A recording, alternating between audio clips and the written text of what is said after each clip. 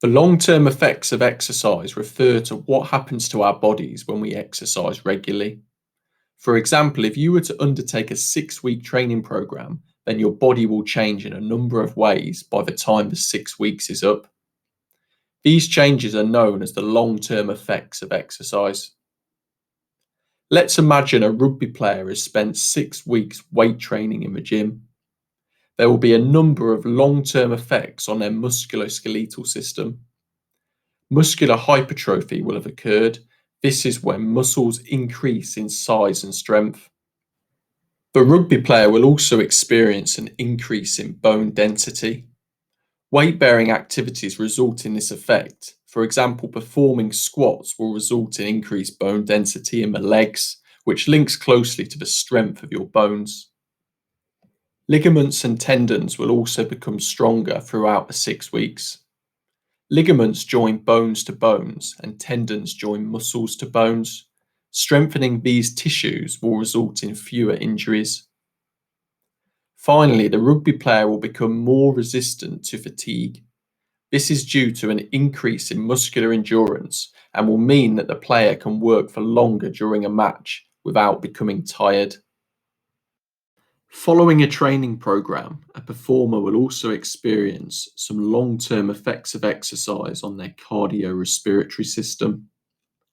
Let's imagine a netball player who spends 6 weeks of pre-season improving her aerobic fitness through running and cycling. Following the 6 weeks, the netball player will have a decreased resting heart rate. This is because at rest, the heart requires less beats per minute to deliver the same amount of oxygen to the muscles. The player will also find that they experience a faster recovery rate back to resting heart rate.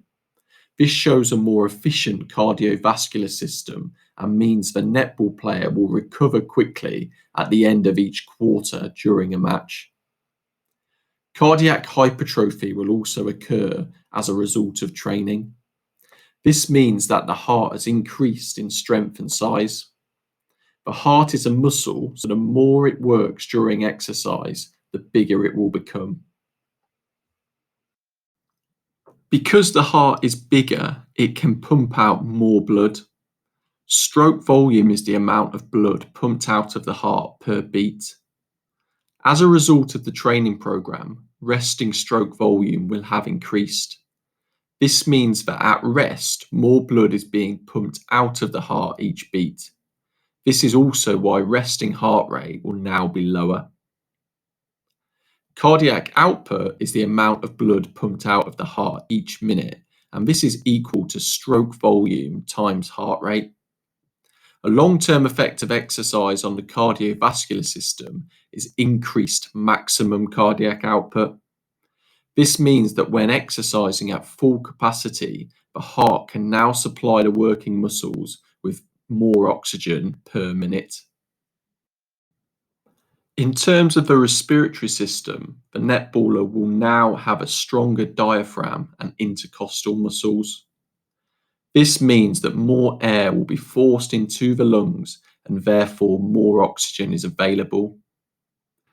There will also be an increase in the number of alveoli, as well as an increase in the number of capillaries surrounding the alveoli.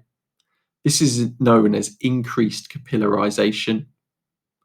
These changes mean that the oxygen entering the lungs will diffuse into the bloodstream at a faster rate. Finally, lung capacity will also increase. This means that the lungs are capable of receiving more air. Therefore, during exercise, more oxygen can be supplied to the muscles. As we have found, there are a large number of long-term effects of exercise on our bodies. Take some time to ensure that you understand each of these effects and that you can explain why they result in greater fitness.